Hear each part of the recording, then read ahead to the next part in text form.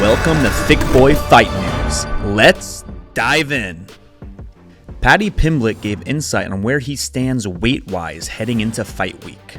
Responding to a fan on Twitter, Paddy revealed that he currently weighs 169 pounds, just 13 pounds shy of the 156-pound limit he will need to reach by Saturday. Paddy's out-of-camp weight has been the subject of much scrutiny, weighing in as high as 200 pounds following his submission victory over Rodrigo Vargas. However, a recent photo tweeted by his coach, Paul Reed, appears to corroborate Paddy's weight loss claims. Paddy responded to the tweet with his trademark confidence by saying, "We ready to kill. At Vortex Paul R got us in prime condition, 4 KOs for team at Next Gen MMA pool next weekend." Paddy recently spoke with the Overlap about fighter pay. He argued that fighters who complain about fighter pay need to realize that they need to be just as entertaining outside of the octagon as they are inside. People moan about the wages and that, but they're either a boring fighter, they've got no personality. You know what I mean? It's always stuff like that. You know what I mean? They never like go, "Oh yeah, it's my own fault because or I'm a boring bastard." You know what I mean? Some people can't talk on a mic, but they're boss in the cage. And it shows. It's interesting that because it does tend to be the ones who've obviously got the skill, but also the personality. I always say you've got to have the whole package. Paddy's teammate Molly McCann added that she feels happy with what the UFC provides fighters. No other promotion would fly you around the world to put you up in 5-star hotels. When you arrive, you send them your weight and they'll come up with a refeed program. They'll give you food all week. They're with you nonstop. Then you've got the Performance Institute, which is like the EIS. We've got one in Las Vegas where you're allowed to go and use for free, so you've got constant free physio, strength, and conditioning programs.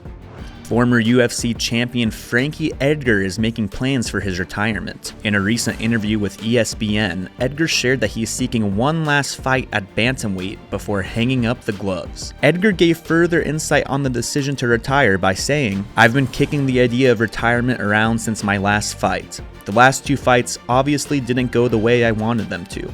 If I'm being honest, I would fight forever. But that's kind of selfish to my family and the people that care about me. I need to announce my retirement so I can have a retirement fight and sail off into the sunset." Edgar went on to reveal that he is eyeing the Madison Square Garden card that is reported to be taking place in November of this year, and he even has an opponent in mind. "I'm never one to call out or pick anybody, but I'll say a name, just because I think it's more of a legacy fight. I know he has a fight coming up, and who knows how that could go down, but Dominic Cruz. He was a champion at 135 when I was a champion at 155. We were both pretty much the top of the division. That could be a fun fight."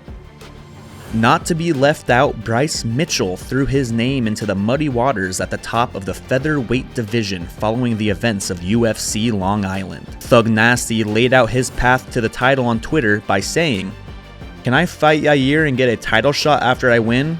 Cause if so, I will do that." Bryce might be left waiting if featherweight champion Alexander Volkanovski's reported hand surgery comes to fruition. When asked if a Yair Rodriguez vs. Josh Emmett interim title fight could happen, Dana White responded, "Volkanovski, I think, is going to have surgery on his hand. I think there's something wrong with his hand. You're asking if Rodriguez vs. Emmett for an interim title is a possibility? I like it. I don't hate it." Jake Paul posted an Instagram video from a hospital bed revealing that he has suffered a back injury, but will still be able to take part in his scheduled bout with Hakeem Rahman Jr. at Madison Square Garden on August 6th. Alright Jake, I'm filming.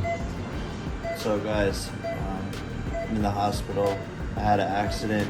I'm still going to be able to fight August 6th, so get your tickets at msg.com before they sell out. But I broke my back carrying the promotion for this event. It's broken.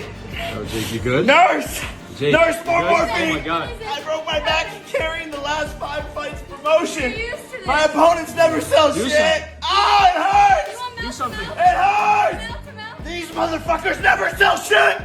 They couldn't sell a pen to a writer! While the video is clearly a joke to help promote the fight, this isn't the first time Paul has complained about his opponent's ability to sell fights. ESPN's Mark Raimondi reported on Monday that Nate Diaz's UFC contract has an expiration date for fall 2022. The war of words between Dana White and Diaz continued over the weekend during the UFC Long Island post-fight conference.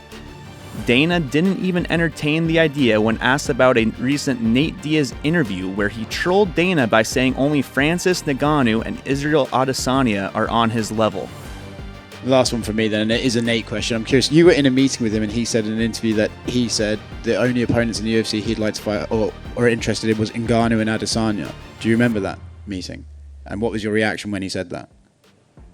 That Nate Diaz said Ngannou and Adesanya? Nate said the only guys in the UFC he'd be interested in fighting was Ngannou and Adesanya, but it's not that he wanted to fight them, just they were the only best ones in the sport right now. So. And what should I say to that? I'm curious what your reaction was when you say that. Do you just sort of go, okay? Yeah, imagine having a conversation like that. Come on. Nate Diaz versus Francis Ngannou. What should I say? Is that what... Stand there like, holy, this is crazy. Diaz took to Twitter to respond to the UFC president saying, Dana said Francis Ngannou was injured and couldn't fight right now. IDK why he was so confused in interview. And in the last 9 months, I've been offered 0 fights and I asked for 5 legitimate opponents. Thank you for the kind words. Can I go now? Per ESPN's Brett Okamoto, Khamzat Chimaev vs. Nate Diaz has been verbally agreed to.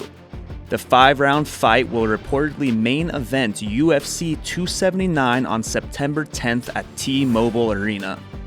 Khamzat commented on the fight to ESPN by saying, I am going to handle Nate Diaz's funeral with the UFC. Okamoto later tweeted that Nate Diaz's representative Zach Rosenfeld confirmed the date and opponent. Rosenfeld added, this is a fight Nate has been asking for since April. Looks like the whiteboard might have been right after all. One Championship announced a multi-year partnership with Prime Video that will give the streaming giant exclusive rights to broadcast 12 One Championship events per year. The first event will be announced later this year. Speaking about the deal, Vice President of Global Sports at Amazon, Marie Donahue, said, we are proud to add exclusive coverage of One Championship events to our suite of marquee live sports offerings. In addition to offering a full suite of martial arts disciplines, One Championship shares our mutual commitment to elevate female athletes, boasting 5 reigning female world champions. Looking for more original MMA content? Check out the rest of Thick Boy YouTube. Exclusive interviews, opinion, and fight analysis is available weekly on The Shab Show, Food Truck Diaries, and Fight Night Flashbacks. Subscribe so you don't miss any of the action.